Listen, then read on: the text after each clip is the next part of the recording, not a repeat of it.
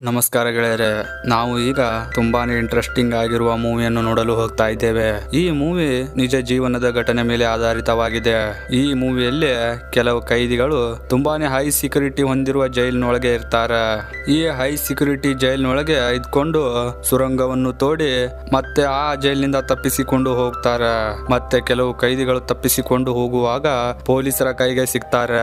ಮತ್ತೆ ಅವರು ಈ ಜೈಲಿನಿಂದ ತಪ್ಪಿಸಿಕೊಂಡು ಹೋಗಲು ಏನೆಲ್ಲ ಮಾಡ್ತಾರೆ, ಮತ್ತೆ ಅವರಿಗೆ ಆಗುವ ಕಷ್ಟಗಳು ಏನು, ಮತ್ತೆ ಇವರು ಪ್ಲಾನ್ ಮಾಡಿದ ಹಾಗೆ ಈ ಜೈಲಿನಿಂದ ತಪ್ಪಿಸಿಕೊಂಡು ಹೋಗ್ತಾರೆ ಇಲ್ವಾ ಅಂತ ಈ ಮೂವಿಯಲ್ಲಿ ನೋಡೋಣ ಬನ್ನಿ.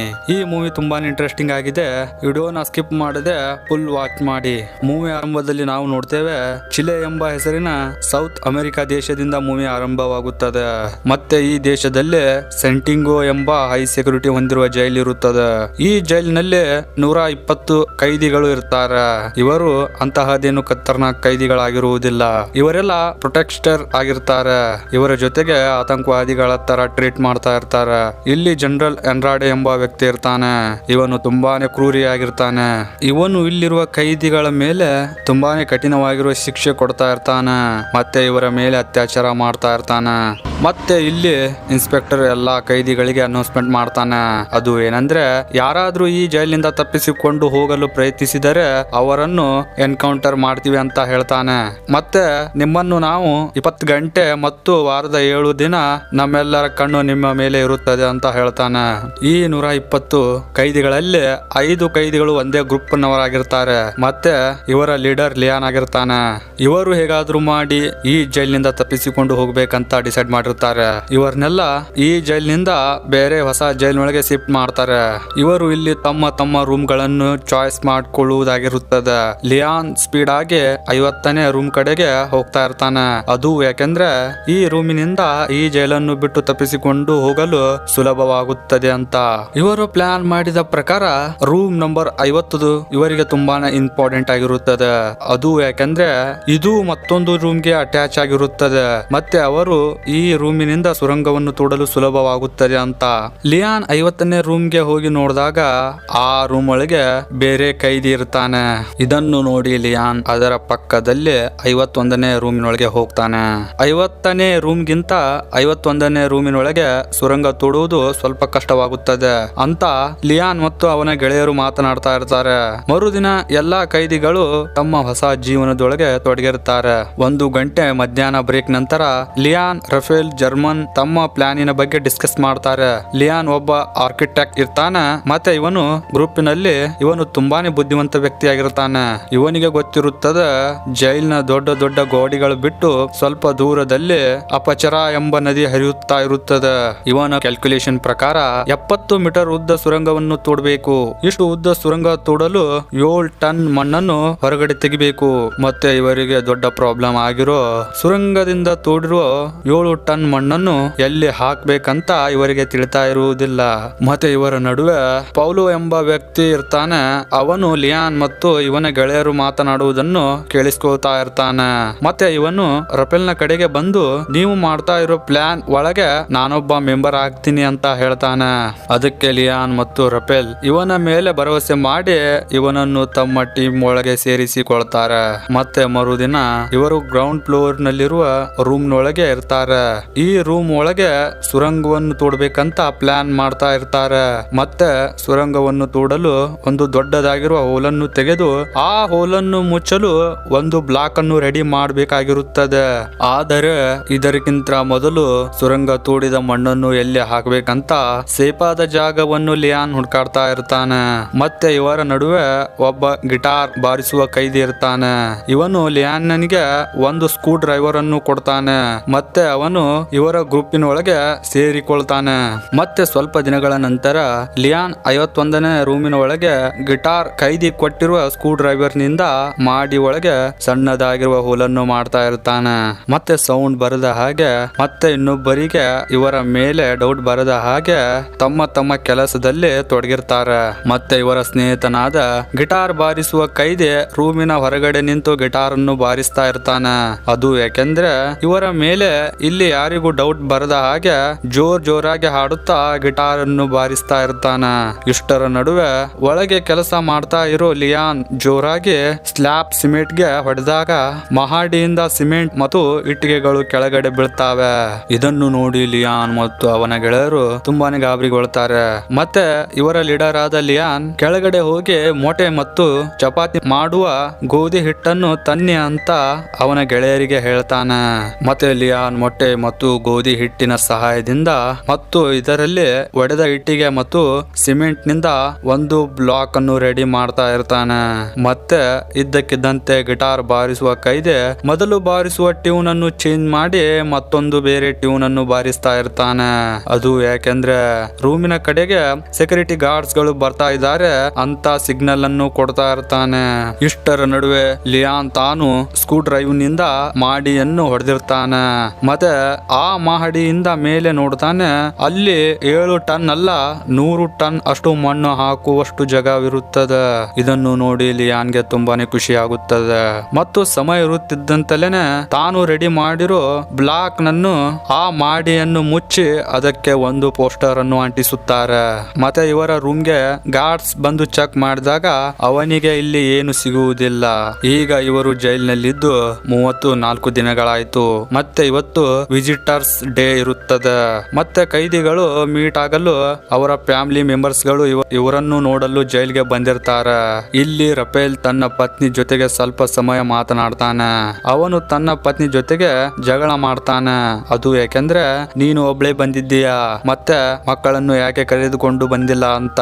ಇದಾದ ಮೇಲೆ ಮರುದಿನ ಇವರೆಲ್ಲ ಸೇರಿ ಗಾರ್ಡ್ಸ್ ಸೆಕ್ಯೂರಿಟಿಗಳು ಬಂದು ನೋಡಿದ್ರು ಕೂಡ ಅವರಿಗೆ ಗೊತ್ತಾಗಬಾರದು ಅಂತ ಒಂದು ದೊಡ್ಡದಾಗಿರುವ ಬ್ಲಾಕ್ ಅನ್ನು ರೆಡಿ ಮಾಡ್ತಾರೆ. ಮತ್ತೆ ಒಂದು ಗೋಡೆಯನ್ನು ಒಡೆದು ತಾವು ಇಲ್ಲಿಂದ ತಪ್ಪಿಸಿಕೊಂಡು ಹೋಗಲು ಸ್ಕ್ರೂ ಡ್ರೈವರ್ ಮತ್ತು ಒಂದು ಸಣ್ಣದಾಗಿರುವ ಸುತ್ತಿಗೆಯಿಂದ ಸುರಂಗವನ್ನು ತೋಡಲು ಸ್ಟಾರ್ಟ್ ಮಾಡ್ತಾರೆ. ಮತ್ತೆ ಇಷ್ಟರ ನಡುವೆ ಸೆಕ್ಯೂರಿಟಿ ಗಾರ್ಡ್ಸ್ ಗಳು ಎಲ್ಲಾ ಕೈದಿಗಳ ರೂಮ್ ಅನ್ನು ಚೆಕ್ ಮಾಡಲು ಬರ್ತಾ ಇದ್ದಾರೆ ಅಂತ ಇವರೊಬ್ಬ ಸ್ನೇಹಿತ ಕೈದಿ ಬಂದು ಹೇಳ್ತಾನೆ.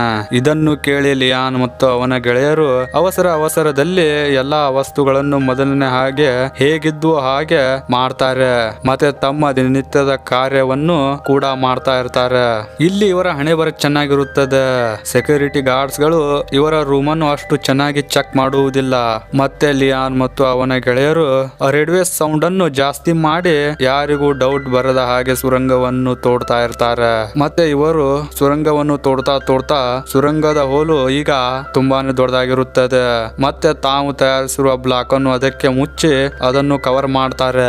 ಮತ್ತೆ ಸುರಂಗವನ್ನು ತೋಡಿದ ಮಣ್ಣನ್ನು ಒಂದು ಬ್ಯಾಗ್ ಒಳಗೆ ಹಾಕಿಕೊಂಡು ಗ್ರೌಂಡ್ ಫ್ಲೋರ್ ಅನ್ನು ಬಿಟ್ಟು ಮೆಟ್ಟಿಲನ್ನು ಹತ್ತಿ 51ನೇ ರೂಮಿನ ಒಳಗೆ ಮೊದಲು ಇವರು ಸ್ಕ್ರೂ ಡ್ರೈವರ್ ನಿಂದ ಮಾಡಿ ಒಳಗೆ ಹೋಲನ್ನು ಮಾಡಿ ಪೋಸ್ಟರ್ ಅನ್ನು ಅಂಟಿಸಿರುತ್ತಾರೆ. ಆ ಪೋಸ್ಟರ್ ಅನ್ನು ಕಿತ್ತು ಬ್ಲಾಕ್ ಅನ್ನು ತೆಗೆದು ಬ್ಯಾಗ್ ನಲ್ಲಿರುವ ಮಣ್ಣನ್ನು ಮಹಡಿ ಮೇಲೆ ಹಾಕಿ ಮತ್ತೆ ಬ್ಲಾಕ್ ಅನ್ನು ಇಟ್ಟು ಪೋಸ್ಟರ್ ಅನ್ನು ಹಚ್ಚಿ ಯಾರಿಗೂ ಡೌಟ್ ಬರದ ಹಾಗೆ ಕೆಲಸವನ್ನು ಮಾಡ್ತಾ ಇರ್ತಾರೆ. ಸ್ವಲ್ಪ ದಿನಗಳ ಹಾಗೆ ಇವರು ಕೆಲಸ ಹೀಗೆ ಮುನ್ನಡಿತಾ ಇರುತ್ತದೆ. ರೂಮಿನ ಒಳಗೆ ಯಾರು ಬರದ ಹಾಗೆ ಹೊರಗಡೆ ಕೂತ್ಕೊಂಡು ಗಿಟಾರ್ ಬಾರಿಸುವ ಕೈದಿ ಕಾಯ್ತಾ ಕುಳಿತಿರ್ತಾನೆ. ಮತ್ತೆ ರೂಮಿನೊಳಗೆ ಲಿಯಾನ್ ಮತ್ತು ಅವನ ಗೆಳೆಯರು ಒಬ್ಬರ ನಂತರ ಒಬ್ಬರು ಸುರಂಗವನ್ನು ತೋಡ್ತಾ ಇರ್ತಾರೆ. ದಿನನಿತ್ಯ ಬೇರೆ ಬೇರೆ ಬ್ಯಾಗ್ ನಲ್ಲಿ ಮಣ್ಣನ್ನು ಹಾಕಿ ಮೇಲಿರುವ 51ನೇ ರೂಮಿನೊಳಗೆ ಹೋಗಿ ಮಾಡಿ ಮೇಲೆ ಮಣ್ಣನ್ನು ಹಾಕಿ ಮತ್ತೆ ಗ್ರೌಂಡ್ ಫ್ಲೋರ್ ನಲ್ಲಿರುವ ಸುರಂಗದ ರೂಮಿನೊಳಗೆ ತಾವು ರೆಡಿ ಮಾಡಿರುವ ಬ್ಲಾಕ್ ಅನ್ನು ಸುರಂಗದ ಹೋಲಿಗೆ ಬ್ಲಾಕ್ ಅನ್ನು ಮುಚ್ಚಿ ಯಾರಿಗೂ ಡೌಟ್ ಬರದ ಹಾಗೆ ಕೆಲಸವನ್ನು ಮಾಡ್ತಾ ಇರ್ತಾರೆ. ಮತ್ತೆ ಜೈಲಿನಲ್ಲಿರುವ ಎಲ್ಲಾ ಕೈದಿಗಳ ಜೊತೆಗೂ ತುಂಬಾನೇ ಫ್ರೆಂಡ್ಲಿ ಆಗಿ ಬಿಹೇವ್ ಮಾಡ್ತಾ ಇರ್ತಾರೆ. ಅದು ಯಾಕೆಂದ್ರೆ ಇವರ ಮೇಲೆ ಯಾರಿಗೂ ಡೌಟ್ ಬರಬಾರ್ದು ಅಂತ ಹೇಗೆ ಮಾಡ್ತಾ ಇರ್ತಾರೆ. ಮತ್ತೆ ಈ ಕೈದಿಗಳ ನಡುವೆ ಆಸ್ಕೋರ್ ಎಂಬ ಕೈದಿ ಇರ್ತಾನೆ. ಇವನಿಗೆ ಆಶ್ಚರ್ಯವಾಗುತ್ತದೆ. ಲಿಯಾನ್ ಮತ್ತು ಅವನ ಗೆಳೆಯರು ಡೈಲಿ ಒಂದೇ ರೂಟೀನ್ ಅನ್ನು ಫಾಲೋ ಮಾಡ್ತಾ ಇದ್ದಾರೆ ಅಂತ ಅವನಿಗೆ ಅನಿಸ್ತಾ ಇರುತ್ತದೆ. ಮತ್ತೆ ಈಗ 77 ದಿನಗಳ ನಂತರ ಲಿಯಾನ್ ತಾವು ತೋಡಿರುವ ಸುರಂಗದ ಆಳವನ್ನು ಚೆಕ್ ಮಾಡ್ತಾನೆ. ಮತ್ತೆ ಇವನು ಇಲ್ಲಿ ತುಂಬಾನೇ ಬೇಸರಗೊಳ್ತಾನೆ. ಅದು ಯಾಕಂದ್ರೆ ಇವರು ಇದೇ ಸ್ಪೀಡಿನಲ್ಲಿ ಸುರಂಗವನ್ನು ತೋಡಿದ್ರೆ ಈ ಸುರಂಗ ಕಂಪ್ಲೀಟ್ ಆಗ್ಬೇಕಂದ್ರೆ 2 ವರ್ಷ ಬೇಕು ಅಂತ ಇವರಿಗೆ ಅನಿಸುತ್ತದೆ. ನಮಗೆ ಇನ್ನೂ ಸ್ನೇಹಿತರ ಅವಶ್ಯಕತೆ ಇದೆ ಅಂತ ಇವರಿಗೆ ಅನಿಸುತ್ತದೆ. ಮತ್ತೆ ಜರ್ಮನ್ ಬ್ಯಾಗ್ ಅನ್ನು ತೆಗೆದುಕೊಂಡು 51ನೇ ರೂಮ್ ನ ಕಡೆಗೆ ಹೋಗ್ತಾ ಇರ್ತಾನೆ. ಇದರ ನಡುವೆ ಇವನನ್ನು ಸೆಕ್ಯೂರಿಟಿ ಗಾರ್ಡ್ ತಡೆದು ಬ್ಯಾಗ್ ನಲ್ಲಿ ಏನಿದೆ ತೋರಿಸುವಂತ ಹೇಳ್ತಾನೆ. ಜರ್ಮನ್ ಹೆದರುತ್ತಾ ಬ್ಯಾಗಿನ ಜೀಪನ್ನು ಓಪನ್ ಮಾಡ್ತಾನೆ. ಬ್ಯಾಗಿನ ಒಳಗೆ ಮಣ್ಣು ಆ ಬ್ಯಾಗಿನ ಕೆಳಗಡೆ ಭಾಗದಲ್ಲಿ ಇರುತ್ತದೆ. ಮತ್ತೆ ಅದರ ಮೇಲೆ ಇವನದೇ ಆದಂತ ವಸ್ತುಗಳಿರ್ತಾವೆ. ಮತ್ತೆ ಸೆಕ್ಯೂರಿಟಿ ಗಾರ್ಡ್ ನಿನ್ ಕಡೆ ಸ್ವಲ್ಪ ಕೆಲಸ ಇದೆ, ಆಫೀಸ್ನೊಳಗೆ ಬಾ ಅಂತ ಹೇಳಿ ಅವನನ್ನು ಕರೆದುಕೊಂಡು ಹೋಗ್ತಾ ಇರ್ತಾನೆ. ಇದರ ನಡುವೆ ಜರ್ಮನ್ ತುಂಬಾನೇ ಜಾಣತನದಿಂದ ಅವನ ಬ್ಯಾಗ್ ಅನ್ನು ಲಿಯಾನ್ ಕಡೆಗೆ ಬಿಟ್ಟು ಹೋಗ್ತಾನೆ. ಮತ್ತೆ ಸೆಕ್ಯೂರಿಟಿ ಗಾರ್ಡ್ ಜರ್ಮನ್ ನನ್ನು ಆಫೀಸ್ ರೂಮ್ ನಲ್ಲಿ ಕರೆದುಕೊಂಡು ಹೋಗಿ ಅಡಲ್ಟ್ ಮ್ಯಾಗಜಿನ್ ಅನ್ನು ಖರೀದಿಸಲು ಆಫರ್ಸ್ ಗಳನ್ನು ಕೊಡ್ತಾನೆ. ಮತ್ತೆ ಮರುದಿನ ಇವರು ರೇಡಿಯೋವನ್ನು ಕೇಳುತ್ತಾ ಸುರಂಗವನ್ನು ತೋಡ್ತಾ ಇರ್ತಾರೆ. ರೇಡಿಯೋದಲ್ಲಿ ಪಿಲೆ ನಗರದ ಜನರು ಇವರಿಗೆ ಉಪಯೋಗ ಆಗುವ ಸರ್ಕಾರವನ್ನು ಕೆಳಗಡೆ ಬೀಳಿಸಿದ್ದಾರೆ, ಮತ್ತೆ ಅವರು ಡೆಮೋಕ್ರಸಿಯನ್ನು ಸ್ಥಾಪನೆ ಮಾಡ್ತಾ ಇದ್ದಾರೆ. ಕೈದಿಗಳು ಈ ಮಾತನ್ನು ಕೇಳಿ ತುಂಬಾನೇ ಹತಾಶರಾಗ್ತಾರೆ. ಮತ್ತೆ ಈ ಕೈದಿಗಳು ತುಂಬಾನೇ ಸ್ಪೀಡ್ ಆಗಿ ಕೆಲಸವನ್ನು ಮಾಡ್ತಾ ಇರ್ತಾರೆ. ಅದು ಯಾಕೆಂದ್ರೆ ಈ ಜೈಲಿನಿಂದ ತಪ್ಪಿಸಿಕೊಂಡು ತಮ್ಮ ಲೀಡರ್ ನನ್ನು ಮತ್ತೆ ಸಮರ್ಥನೆ ಮಾಡ್ಬೇಕಂತ. ಈಗ ಇವರು ಜೈಲಿನಲ್ಲಿದ್ದು 86 ದಿನಗಳಾಯ್ತು. ಮತ್ತೆ ಲಿಯಾನ್ಗೆ ಒಂದು ಐಡಿಯಾ ಬರುತ್ತದೆ. ಅದು ಏನಂದ್ರೆ ಜೈಲಿನಲ್ಲಿರೋ ಕೆಲವು ಕೈದಿಗಳಿಗೆ ಗಲ್ಲು ಶಿಕ್ಷೆ ಆಗ್ತಾ ಇರುತ್ತದೆ. ಇವರನ್ನೆಲ್ಲ ತಮ್ಮ ರೂಮಿನ ಒಳಗೆ ಕರೆದುಕೊಂಡು ಬಂದು ನಿಮಗೆ ಈಗಲೂ ಕೂಡ ನಿಮ್ಮ ಪ್ರಾಣವನ್ನು ಬದುಕಿಸಿಕೊಳ್ಳಲು ಅವಕಾಶವಿದೆ ಅಂತ ಹೇಳಿ ತಾವು ತೋಡಿರೋ ಸುರಂಗವನ್ನು ತೋರಿಸುತ್ತಾನೆ. ನಮಗೆ ಸಹಾಯ ಮಾಡಿ ನಮ್ಮ ಜೊತೆಗೆ ನೀವು ಈ ಜೈಲಿನಿಂದ ತಪ್ಪಿಸಿಕೊಂಡು ಹೋಗಿ ಅಂತ ತನ್ನ ಪ್ಲಾನ್ ಅನ್ನು ಡೀಟೇಲ್ ಆಗಿ ಈ ಕೈದಿಗಳಿಗೆ ತಿಳಿಸುತ್ತಾನೆ. ಲಿಯಾನ್ ನ ಮಾತು ಕೇಳಿ ಗಲ್ಲು ಶಿಕ್ಷೆ ಆಗ್ತಾ ಇರೋ ಕೈದಿಗಳು ಲಿಯಾನ್ ನ ಜೊತೆಗೆ ಕೆಲಸ ಮಾಡಲು ಒಪ್ಪಿಕೊಳ್ತಾರೆ. ನೈಟ್ ಕೆಲಸ ಮಾಡಿದ್ರೆ ಸೌಂಡ್ ಆಗುತ್ತದೆ ಅಂತ ದಿನಕ್ಕೆ ಒಬ್ಬ ವ್ಯಕ್ತಿ 2 ಗಂಟೆಗಳ ಕಾಲ ಕೆಲಸ ಮಾಡಲು ಸ್ಟಾರ್ಟ್ ಮಾಡ್ತಾರೆ. ಮತ್ತೆ ಇವರು ಯಾರಿಗೂ ಡೌಟ್ ಬರದ ಹಾಗೆ ಸಣ್ಣ ಸಣ್ಣ ಮಿಸ್ಟೇಕ್ ಗಳನ್ನು ಕೂಡ ಮಾಡದ ಹಾಗೆ ಕೆಲಸ ಮಾಡ್ತಾ ಇರ್ತಾರೆ. ಇದರಂತೆ ಕೆಲವು ಕೈದಿಗಳು ರೂಮ್ ನ ಹೊರಗಡೆ ನಿಂತು ಕಾವಲು ಕಾಯ್ತಾ ಇರ್ತಾರೆ. ಇನ್ ಕೆಲವರು ಉಳಿದ ಸುರಂಗವನ್ನು ತೋಡ್ತಾ ಇರ್ತಾರೆ. ಇನ್ನುಳಿದವರು ಯಾರಿಗೂ ಗೊತ್ತಾಗದ ಹಾಗೆ ಇನ್ನುಳಿದ ಕೈದಿಗಳ ಜೊತೆಗೆ ಸಮಯವನ್ನು ಕಳೀತಾ ಇರ್ತಾರೆ. ಮತ್ತೆ ಇವರು ಮಣ್ಣನ್ನು ಮೆಟ್ಟಿಲನ್ನು ಹತ್ತಿ 51ನೇ ರೂಮ್ಗೆ ಹೋಗಿ ಮಾಡಿ ಮೇಲೆ ಹತ್ತಿ ಮಣ್ಣನ್ನು ಹಾಕುವುದು ಇವರಿಗೆ ತುಂಬಾನೇ ರಿಸ್ಕ್ ಮತ್ತು ತುಂಬಾನೇ ದೊಡ್ಡ ಪ್ರಾಬ್ಲಮ್ ಆಗಿರುತ್ತದೆ. ಆದ್ದರಿಂದ ಇವರು ಸುರಂಗವಿದ್ದ ರೂಮಿನ ಮಾಡಿ ಒಳಗೆ ಹೋಲನ್ನು ಮಾಡಿ ಫಸ್ಟ್ ಫ್ಲೋರ್ ಗೆ ಎಂಟ್ರಿ ಆಗ್ತಾರೆ. ಮತ್ತೆ ಫಸ್ಟ್ ಫ್ಲೋರ್ ನ ಮಾಡಿ ಒಡೆದು ಸುರಂಗವನ್ನು ತೋಡಿ ತೆಗೆದಿರುವ ಮಣ್ಣನ್ನು ಈ ಮಾಡಿ ಮೇಲೆ ಹಾಕ್ತಾ ಇರ್ತಾರೆ. ಈಗ ಸಮಯದ ಜೊತೆಗೆ ಇವರ ಕೆಲಸ ತುಂಬಾನೇ ಸ್ಪೀಡ್ ಆಗಿ ನಡೀತಾ ಇರುತ್ತದೆ. ಅಂದ್ರೆ ಕೆಲವು ದಿನಗಳ ನಂತರ ಇವರು ತೋಡ್ತಾ ಇರೋ ಸುರಂಗ ಕಂಪ್ಲೀಟ್ ಆಗ್ತಾ ಇರುತ್ತದೆ. ಒಂದು ದಿನ ಕೈದಿಗಳು ಫುಟ್ಬಾಲ್ ಆಡ್ತಾ ಇರ್ತಾರೆ. ಇದರ ನಡುವೆ ಆಸ್ಕರ್ ರಫೇಲ್ ನನ್ಗೆ ಹೇಳ್ತಾನೆ, ನನಗೆ ಗೊತ್ತಿದೆ ನೀವೆಲ್ಲ ಏನ್ ಮಾಡ್ತಾ ಇದ್ದೀರಾ ಅಂತ ಹೇಳ್ತಾನೆ. ಮತ್ತೆ ನನ್ನನ್ನು ನಿಮ್ಮ ಗ್ರೂಪಿನೊಳಗೆ ಸೇರಿಸಿಕೊಳ್ಳಿ ಅಂತ ಹೇಳ್ತಾನೆ. ಆಸ್ಕರ್ ಜೈಲ್ಗೆ ಬರೋಕ್ಕಿಂತ ಮುಂಚೆ ಅವನು ತನ್ನ ಜನರಿಗೆ ಮೋಸ ಮಾಡಿರ್ತಾನೆ ಅಂತ ಜೈಲ್ನಲ್ಲಿರುವ ಕೈದಿಗಳು ಮಾತನಾಡ್ತಾ ಇರ್ತಾರೆ. ಇಷ್ಟಾದ್ರೂನು ಲಿಯಾನ್ ಆಸ್ಕರ್ ನ ಮೇಲೆ ಭರವಸೆ ಮಾಡಿ ಇವನನ್ನು ತಮ್ಮ ಗ್ರೂಪ್ ನೊಳಗೆ ಸೇರಿಸಿಕೊಳ್ತಾನೆ. ಮತ್ತೆ ಜರ್ಮನ್ ರಫೇಲ್ ನನ್ಗೆ ಹೇಳ್ತಾನೆ, ನಮಗೆ ಹೊರಗಿನಿಂದ ಹೆಲ್ಪ್ ಸಿಗದೆ ಹೋದ್ರೆ ನಾವು ಎಷ್ಟು ಕಷ್ಟಪಟ್ಟು ಸುರಂಗವನ್ನು ತೋಡಿದ್ರು ಕೂಡ ನಾವು ಜೈಲಿನಿಂದ ತಪ್ಪಿಸಿಕೊಂಡು ಹೋಗಲು ಸಾಧ್ಯವಿಲ್ಲ ಅಂತ ಹೇಳ್ತಾನೆ. ಮತ್ತೆ ಇವರ ಗೆಳೆಯರು ಕೂಡ ಹೊರಗಡೆ ಇರ್ತಾರೆ. ಹೇಗಾದ್ರೂ ಮಾಡಿ ಅವರ ಹತ್ತಿರ ಇವರ ಒಂದು ಮೆಸೇಜ್ ಅನ್ನು ಕೊಟ್ರೆ ಇವರಿಗೆ ಹೊರಗಡೆಯಿಂದ ಹೆಲ್ಪ್ ಸಿಗುತ್ತದೆ ಅಂತ ಮಾತನಾಡ್ತಾ ಇರ್ತಾರೆ. ಈಗ ಇವರು ಜೈಲಿನೊಳಗೆ ಇದ್ದು 82 ದಿನಗಳ ಆಯ್ತು. ಇದಾದ ಮೇಲೆ ರಫೇಲ್ ನ ಪತ್ನಿ ರಫೇಲ್ ನನ್ನು ನೋಡಲು ಬಂದಿರ್ತಾಳೆ. ರಫೇಲ್ ತನ್ನ ಪತ್ನಿಗೆ ಹೇಳ್ತಾನೆ, ನೀನು ಹೇಗಾದ್ರೂ ಮಾಡಿ ನನ್ನ ಗೆಳೆಯರಿಗೆ ನಾವು ಮಾಡ್ತಾ ಇರೋ ಪ್ಲಾನ್ ನ ಬಗ್ಗೆ ಹೇಳು ಅಂತ ಹೇಳ್ತಾನೆ. ಮತ್ತೆ ಹೀಗೆ ಕಾಲ ಕಳೀತಾ 205 ದಿನ ಎಲ್ಲಾ ದಿನಗಳ ಹಾಗೆ ಕೆಲಸ ತುಂಬಾನೇ ಸ್ಪೀಡ್ ಆಗಿ ನಡೀತಾ ಇರುತ್ತದೆ. ಗಿಟಾರಿಸ್ಟ್ ಸುರಂಗವನ್ನು ತೋಡ್ತಾ ಇರ್ತಾನೆ. ಉಳಿದ ಕೈದಿಗಳು ತಮ್ಮ ತಮ್ಮ ಕಾರ್ಯ ಕೆಲಸಗಳಲ್ಲಿ ತೊಡಗಿರ್ತಾರೆ. ಮತ್ತೆ ಇದ್ದಕ್ಕಿದ್ದಂತಲೇನೆ ಸೆಕ್ಯೂರಿಟಿ ಗಾರ್ಡ್ಸ್ ಗಳು ಎಲ್ಲಾ ಕೈದಿಗಳ ರೂಮ್ ಅನ್ನು ಚೆಕ್ ಮಾಡಲು ಬರ್ತಾ ಇರ್ತಾರೆ. ಇದನ್ನು ನೋಡಿ ಲಿಯಾನ್ ಈ ಸುದ್ದಿಯನ್ನು ಎಲ್ಲರಿಗೂ ಹೇಳ್ತಾನೆ. ಮತ್ತೆ ಸ್ಪೀಡ್ ಆಗಿ ಸುರಂಗ ತೋಡ್ತಾ ಇರೋ ರೂಮ್ ಕಡೆಗೆ ಓಡಿ ಹೋಗ್ತಾನೆ. ಈ ರೂಮ್ ಒಳಗೆ ವಸ್ತುಗಳು ಆ ಕಡೆ ಈ ಕಡೆ ಬಿದ್ದಿರ್ತಾವೆ. ಈ ರೂಮ್ ಒಳಗೆ ಮೊದಲೇ ಇದ್ದ ಹಾಗೆ ವಸ್ತುಗಳನ್ನು ಇಡಲು ಕಡಿಮೆ ಅಂದ್ರೂನು 10 ರಿಂದ 15 ನಿಮಿಷ ಟೈಮ್ ಬೇಕು. ರೂಮಿನೊಳಗೆ ಇದ್ದ ಕೈದಿಗಳು ಸ್ಪೀಡ್ ಆಗಿ ಎಲ್ಲಾ ವಸ್ತುಗಳನ್ನು ಮೊದಲಿನ ತರ ಮಾಡ್ತಾ ಇರ್ತಾರೆ. ಉಳಿದ ಕೈದಿಗಳು ಸೆಕ್ಯೂರಿಟಿ ಗಾರ್ಡ್ಸ್ ಗಳನ್ನು ತಡಿತಾ ಇರ್ತಾರೆ. ಮತ್ತೆ ಇಷ್ಟರ ನಡುವೆ ರಫೇಲ್ ಒಬ್ಬ ಸೆಕ್ಯೂರಿಟಿ ಗಾರ್ಡ್ಸ್ ನನ್ನು ತಳ್ಳಿ ಬಿಡ್ತಾನೆ. ಮತ್ತೆ ಕೈದಿಗಳು ಮತ್ತು ಸೆಕ್ಯೂರಿಟಿಗಳ ನಡುವೆ ಜಗಳವಾಗುತ್ತದೆ. ಮತ್ತೆ ರೂಮಿನೊಳಗೆ ಗಿಟಾರಿಸ್ಟ್ ಹೊರಗಡೆ ಬಂದು ಸುರಂಗದ ಹೋಲನ್ನು ಮುಚ್ಚಲು ಯಶಸ್ವಿಗೊಳ್ತಾನೆ. ಇದಾದ ಮೇಲೆ ಕಮಾಂಡರ್ ಎನ್ರಾಡೆ ಎಲ್ಲಾ ಕೈದಿಗಳ ಬಟ್ಟೆಯನ್ನು ಕಳಿಸಿ ಅವರನ್ನು ಗ್ರೌಂಡ್ ಒಳಗೆ ಕೂರಿಸುತ್ತಾನೆ. ಇನ್ನೊಂದು ಕಡೆ ರಫೇಲ್ ನ ಪತ್ನಿ ಪಾರ್ಟಿ ಕಡೆಗೆ ಲಿಯಾನ್ ಮತ್ತು ಅವರ ಗೆಳೆಯರಿಗೆ ಹೆಲ್ಪ್ ಮಾಡಿ ಅಂತ ಕೇಳಿಕೊಳ್ತಾ ಇರ್ತಾಳೆ. ಮತ್ತೆ ಪಾರ್ಟಿಯವರು ಇವರಿಗೆ ಹೆಲ್ಪ್ ಮಾಡಲು ಒಪ್ಪಿಕೊಳ್ಳುವುದಿಲ್ಲ. ಯಾಕಂದ್ರೆ ಇವರು ಕೂಡ ಈಗ ಸಂಕಷ್ಟದಲ್ಲಿರ್ತಾರೆ. ಮತ್ತೆ ಅವಳು ಚರ್ಚ್ಗೆ ಹೋಗ್ತಾಳೆ. ಅವಳಿಗೆ ಇಲ್ಲಿ ಲಿಯಾನ್ ನ ತಂದೆ ಮತ್ತು ಜರ್ಮನ್ ನ ಪತ್ನಿ ಸಿಗ್ತಾಳೆ. ಇವರೆಲ್ಲ ಸೇರಿ ಲಿಯಾನ್ ಮತ್ತು ಅವನ ಗೆಳೆಯರಿಗೆ ಸಹಾಯ ಮಾಡ್ಬೇಕಂತ ಡಿಸೈಡ್ ಮಾಡ್ತಾರೆ. ಮತ್ತೆ ಈಗ ಜೈಲಿನೊಳಗೆ ಕೈದಿಗಳು ಇದ್ದು 392 ದಿನಗಳಾಯ್ತು. ಒಬ್ಬ ಕೈದಿ ಸುರಂಗವನ್ನು ತೋಡ್ತಾ ಅಲ್ಲೇ ತಲೆ ಸುತ್ತಿ ಬೀಳ್ತಾನೆ. ಮತ್ತೆ ಇನ್ನೊಬ್ಬ ರೂಮಿನೊಳಗೆ ಇದ್ದ ಕೈದಿ ಒಳಗೆ ಇರುವ ಕೈದಿಯ ಕಾಲನ್ನು ಹಿಡಿದು ಹೊರಗಡೆ ತೆಗಿತಾನೆ. ಇವರು ತೋಡಿರುವ ಸುರಂಗ ತುಂಬಾನೇ ಉದ್ದವಾಗಿರುತ್ತದೆ. ಮತ್ತೆ ಅಲ್ಲಿ ಸರಿಯಾಗಿ ಆಕ್ಸಿಜನ್ ಸಪ್ಲೈ ಆಗ್ತಾ ಇರುವುದಿಲ್ಲ. ಈ ಪ್ರಾಬ್ಲಮ್ ಅನ್ನು ಸಾಲ್ವ್ ಮಾಡಲು ಇವರು ಜೈಲಿನಲ್ಲಿದ್ದ ಒಬ್ಬ ಕಾರ್ಪೆಂಟರ್ ನನ್ನು ತಮ್ಮ ಗ್ರೂಪಿನೊಳಗೆ ಸೇರಿಸಿಕೊಳ್ತಾರೆ. ಮತ್ತೆ ಈ ಕಾರ್ಪೆಂಟರ್ ಒಂದು ಮೋಟರ್ ಮತ್ತು ಒಂದು ಡಬ್ಬಿ ಒಂದು ಪೈಪ್ ನ ಸಹಾಯದಿಂದ ಹಾಗೋ ಹೀಗೋ ಮಾಡಿ ಸುರಂಗದೊಳಗೆ ಆಕ್ಸಿಜನ್ ಸಪ್ಲೈ ಮಾಡುವ ವಿಧಾನವನ್ನು ಹುಡುಕುತ್ತಾನೆ. ಮತ್ತೆ ಈ ಕಡೆ ಕಮಾಂಡರ್ ಎನ್ರಾಡೆ ಬಿಗುಟೆ ಎಂಬ ಕೈದಿಯನ್ನು ಕರೆದು ಅವನಿಗೆ ಒಂದು ಸಿಗರೇಟ್ ಪ್ಯಾಕ್ ಅನ್ನು ಕೊಡ್ತಾನೆ. ಮತ್ತೆ ಅವನು ಹೇಳ್ತಾನೆ, ಜೈಲಿನಲ್ಲಿರುವ ಕೈದಿಗಳು ಏನ್ ಮಾಡ್ತಾ ಇದ್ದಾರೆ ಅಂತ ಪತ್ತೆ ಹಚ್ಚು ಅಂತ ಹೇಳ್ತಾನೆ. ಈ ಕಡೆ ರಫೇಲ್ ಸುರಂಗವನ್ನು ತೋಡ್ತಾ ಇರ್ತಾನೆ. ಅವನು ಸುರಂಗವನ್ನು ಬಿಟ್ಟು ಭೂಮಿಯ ಹೊರಗಡೆ ಒಂದು ಹೋಲನ್ನು ಮಾಡ್ತಾನೆ. ಮತ್ತೆ ಒಂದು ರೆಡ್ ಕಲರ್ ಲಿಕ್ವಿಡ್ ಅನ್ನು ಒಂದು ಸಿರಂಜಿಯ ಸಹಾಯದಿಂದ ಹೊರಗಡೆ ಹಾಕ್ತಾನೆ. ಇವನು ಯಾಕೆ ಹೀಗೆ ಮಾಡ್ತಾನಂದ್ರೆ ಇವನ ಗೆಳೆಯರಿಗೆ ನಾವು ಇಲ್ಲಿಯ ತನಕ ಸುರಂಗವನ್ನು ತೋಡಿದ್ದೇವೆ ಅಂತ ಗೊತ್ತಾಗ್ಲಿ ಅಂತ ಹೀಗೆ ಮಾಡ್ತಾನೆ. ಮತ್ತೆ ಮರುದಿನ ವಿಸಿಟರ್ಸ್ ಡೇ ಇರುತ್ತದೆ. ಇಲ್ಲಿ ಲಿಯಾನ್ ನ ತಂದೆ ಬಂದಿರ್ತಾನೆ.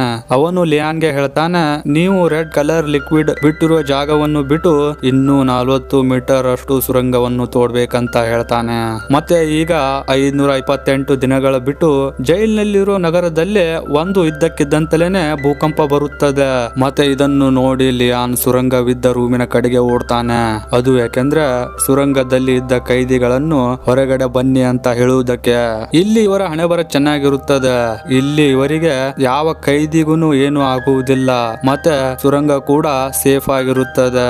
ಇದಾದ ಮೇಲೆ 1.5 ವರ್ಷ ಈ ಜೈಲಿನೊಳಗೆ ಇದ್ದು ಲಿಯಾನನಿಗೆ ಒಬ್ಬ ಹ್ಯಾಂಡಿಕ್ಯಾಪ್ ಕೈದಿ ಜೊತೆಗೆ ತುಂಬಾನೇ ಫ್ರೆಂಡ್ಶಿಪ್ ಆಗಿರುತ್ತದೆ.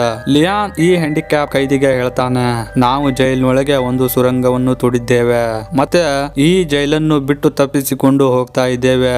ಮತ್ತೆ ನೀನು ಕೂಡ ನಮ್ ಜೊತೆಗೆ ಬರಬಹುದು ಅಂತ ಹೇಳ್ತಾನೆ. ಅದಕ್ಕೆ ಹ್ಯಾಂಡಿಕ್ಯಾಪ್ ವ್ಯಕ್ತಿ ಹೇಳ್ತಾನೆ, ನಾನು ಬದುಕುವ ಆಶೆಯನ್ನು ಬಿಟ್ಟಿದ್ದೇನೆ, ನೀವೆಲ್ಲ ಇಲ್ಲಿಂದ ತಪ್ಪಿಸಿಕೊಂಡು ಹೋಗಿ ಅಂತ ಹೇಳ್ತಾನೆ. ಸುರಂಗ ಈಗ ಕಂಪ್ಲೀಟ್ ಆಗಿ ರೆಡಿ ಆಗಿರುತ್ತದೆ. ಇವರು ತಪ್ಪಿಸಿಕೊಂಡು ಈ ಜೈಲನ್ನು ಬಿಟ್ಟು ಹೋಗುವ ದಿನ ಕೂಡ ಬರುತ್ತದೆ.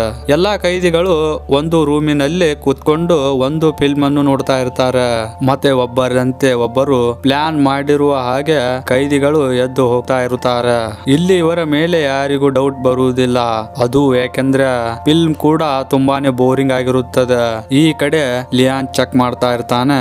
ಎಲ್ಲಾ ಕೈದಿಗಳು ಸುರಂಗದೊಳಗೆ ಬಂದಿದ್ದಾರೆ ಇಲ್ಲ ಅಂತ ಚೆಕ್ ಮಾಡ್ತಾ ಇರ್ತಾನೆ.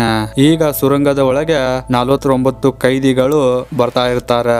ಇಷ್ಟರ ನಡುವೆ ಕಮಾಂಡರ್ ಎನ್ರಾಡೆ ಬಿಗುಟೆ ಎಂಬ ಕೈದಿಗೆ ಎಲ್ಲರ ಮೇಲೆ ಕಣ್ಣಿಡು ಅಂತ ಹೇಳಿರ್ತಾನೆ. ಬಿಗುಟೆ ಗಮನಿಸ್ತಾನೆ, ಈ ಮೂವಿ ರೂಮಿನಿಂದ ಬಹಳಷ್ಟು ಕೈದಿಗಳು ಹೊರಗಡೆ ಹೋಗಿದ್ದಾರೆ ಅಂತ ಬಿಗುಟೆಗೆ ಅನಿಸುತ್ತದೆ. ಇವರನ್ನು ಹುಡುಕಾಡುತ್ತಾ ಮೂವಿ ರೂಮನ್ನು ಬಿಟ್ಟು ಹೊರಗಡೆ ಬರ್ತಾನೆ. ಮತ್ತೆ ಲಿಯಾನ್ ಹ್ಯಾಂಡಿಕ್ಯಾಪ್ ಗೆಳೆಯ ಇವನನ್ನು ತಡಿತಾ ಇರ್ತಾನೆ. ಬಿಗುಟೆ ಹ್ಯಾಂಡಿಕ್ಯಾಪ್ ನನ್ನು ಹೊಡೆದು ಇಲ್ಲಿಂದ ಉಳಿದ ಕೈದಿಗಳನ್ನು ಹುಡುಕಾಡಲು ಹೋಗ್ತಾನೆ. ಮತ್ತೆ ಬಿಗುಟೆ ಸುರಂಗವಿರುವ ರೂಮ್ ಒಳಗೆ ಹೋಗ್ತಾನೆ. ಇಲ್ಲಿ ಇವನಿಗೆ ಆಸ್ಕರ್ ಸಿಗ್ತಾನೆ. ಮತ್ತೆ ಬಿಗುಟೆ ಈ ಸುದ್ದಿಯನ್ನು ಪೊಲೀಸರಿಗೆ ಹೇಳ್ತೀನಿ ಅಂತ ಹೋಗ್ತಾ ಇರ್ತಾನೆ. ಮತ್ತೆ ಆಸ್ಕರ್ ಇವನನ್ನು ತಡೆಯಲು ಇವನ ಮೇಲೆ ಅಟ್ಯಾಕ್ ಮಾಡ್ತಾನೆ. ಇವರಿಬ್ಬರ ಜಗಳದ ನಡುವೆ ಬಿಗುಟೆ ಒಂದು ಚುಪಾದ ಕತ್ತರಿಯಿಂದ ಆಸ್ಕರ್ ನ ಕುತ್ತಿಗೆ ಒಳಗೆ ಚುಚ್ಚುತ್ತಾನೆ. ಇಷ್ಟು ಆದ್ರೂನು ಆಸ್ಕರ್ ಬಿಗುಟೆನನ್ನು ಹೊಡೆದು ಅವನನ್ನು ಪ್ರಜ್ಞೆ ತಪ್ಪಿಸುತ್ತಾನೆ. ಮತ್ತೆ ಆಸ್ಕರ್ ನ ಕುತ್ತಿಗೆ ಪೆಟ್ಟಾಗಿರುವುದರಿಂದ ಅವನಿಗೆ ತೆವಳುತ್ತಾ ಸುರಂಗವನ್ನು ದಾಟಲು ಸಾಧ್ಯವಾಗುವುದಿಲ್ಲ.